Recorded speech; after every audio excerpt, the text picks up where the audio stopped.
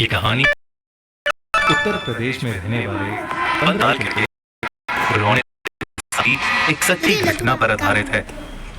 एक शाम रौनक अपनी ट्यूशन खत्म करके घर जाने के लिए बस स्टॉप पर बैठा बस का इंतजार कर रहा था। तभी उसने देखा कि एक बूढ़ी औरत वहीं बैठी रो रही थी।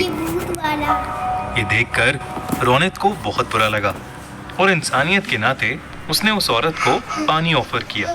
उस औरत ने अचानक ही रोना बंद कर दिया और उसने रौनक की तरफ बहुत ही डरावने तरीके से देखा और उससे पूछने लगी, क्या तुम्हें पता है मेरा पति कहाँ है?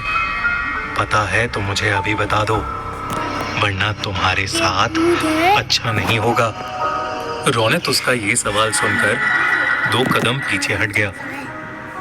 उसे लगा कि वो औरत शायद पागल है, लेकिन वो औरत अपनी जगह से उठी और रौनक की तरफ बढ़ने लगी। रौनक ने तब देखा कि उस औरत के पैर उल्टे थे और वो जमीन से थोड़ा ऊपर हवा में थी। ये देखते ही रौनक कोई धड़क गया। उसके साथ ऐसा कुछ पहली बार हो रहा था। उसने अपनी पानी की बोतल भी छोड़ी और भागने लगा। भागते भागते वो सीधा अपने घर पहुंच गया।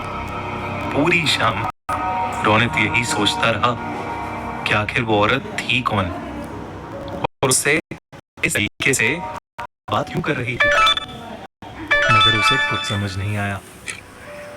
उसी रात करीब 2 बजे रौनक की नींद अचानक ही किसी के रोने की आवाज से खुल गई। वो जैसे ही उठ के बैठा उसके होश उड़ गए। वही बस स्टॉप वाली औरत रौनक के बिस्तर पर बैठी रो रही थी।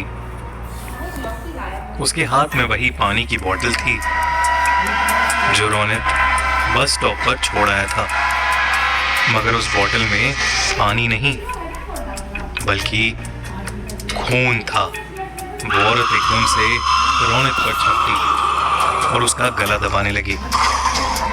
उसका चेहरा इतना डरावना था कि जैसे वो रौनक को वहीं खा जाएगी। वो बार बार यही कहती रही कि रौनक ने उसके पति को मारा है। रौनक डर के मारे चिल्लाने लगा। तभी उसके मम्मी पापा भागकर कमरे में आ गए। उन्होंने जैसे ही लाइट ऑन की वो औरत के ऊपर से गायब हो गई। बेचारा रौनक हक्का बक्का होकर रोते हुए अपने पेरेंट्स को सब कुछ बताने लगा, लेकिन उसके मम्मी पापा को लगा कि शायद उसने कोई बहुत बुरा सपना देखा है। आज तक रौनक समझ नहीं पाया है कि उसके साथ उस दिन आखिर क्या हुआ था और वो औरत कौन थी।